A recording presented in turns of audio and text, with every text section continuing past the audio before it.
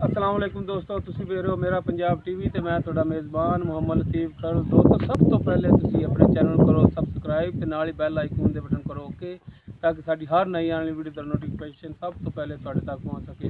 दोस्तों अज भी तुहाडा वीर तुहाडे वास्ते एक बड़े खूबसूरत ते नहायत ही आला किस्म के बच्चे की वीडियो लैके हाजिर होया है। उम्मीद करांगे कि तुहानू वीडियो बड़ी पसंद आएगी। सब तो पहले कैमरामैन साहब तुहानू बच्चा कैमरा नज़दीक करके दिखाएंगे, तसल्ली नाल दिखाओ जी कैमरामैन साहब। माशाल्लाह बड़ा ही नहायत खूबसूरत ते आला किस्म का बच्चा है। काले कन्न कालियां अखां इंदियां ते प्योर धन्नी का मालूम होंदा है जी। बाकी मजीद आप मालक तो भी इनके बारे पुछ दस कर लाँगे। बच्चा वैसे डर रहा है साढ़े तो कि ये पता नहीं टीके लाने वाले डॉक्टर आ गए ने। बाकी इस दे बारे च आप जो मालक के नाल करांगे गलबात ते पुछांगे भी इनकी उम्र कितनी होगी, दोंदा होया है या नहीं होया, ते इनकी प्राइस की है। आओ जी। अस्सलाम वालेकुम जी। वालेकुम सलाम जी। की नाम दस्या जी अपना? रशीद अहमद साहब। तुसीं ये दसो कि ये किहड़ी नस्ल दा है? दली दा। धन्नी दा प्योर धन्नी दा है? प्योर दली दा।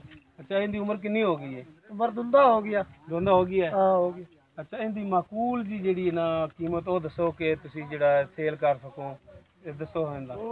3 लाख। 3 लाख जी 3 लाख यार बहुत ज्यादा है, कोई थोड़ा जिहा घट करो। तो कर लवांगे रायती। कोई प्यार मुहब्बत करो ना। कितना सफर करके असीं तुहाडे कोल आए हैं, कम अज कम असीं 110-15 किलोमीटर का सफर तय करके तुहाडे कोल आए हैं। 20 घट दे दे 2,80,000 का ले जाए। फिर भी जो कोई कमी पेशी करनी पवे तो अच्छा चलो फिर ही कर लवांगे। करोगे प्यार हाँ, मुहब्बत साडे आए दी दीद करोगे? बिल्कुल करेंगे। तो दोस्तों 3 लाख मालक मांग रहे हैं, लेकिन ये फाइनल नहीं है, इनदे विच भी कमी पेशी हो जाएगी। दोस्तों तुहानू साडी अज दी वीडियो पसंद आवे, साडी वीडियो नूं लाइक करो, शेयर करो ते अपने प्यारे जे कमेंट्स का इजहार करो। साडा नंबर डिस्क्रिप्शन में लग्या हुंदा है 0321 57 29 251। दोस्तों मिलने आ नैक्सट वीडियो ते। अल्लाह हाफिज़।